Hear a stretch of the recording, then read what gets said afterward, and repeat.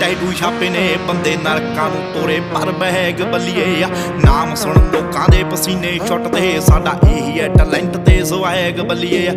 ਅੱਖਾਂ ਥੱਲੇ ਹੰਝੂਆਂ ਦੇ ਟੈਟੂ ਛਾਪੇ ਨੇ ਬੰਦੇ ਨਰਕਾਂ ਨੂੰ ਤੋਰੇ ਪਰ ਬਹਿਗ ਬੱਲੀਏ ਆ ਨਾਮ ਸੁਣ ਲੋਕਾਂ ਦੇ ਪਸੀਨੇ ਛੁੱਟਦੇ ਸਾਡਾ ਇਹੀ ਹੈ ਟੈਲੈਂਟ ਤੇ ਸਵੈਗ ਬੱਲੀਏ ਆ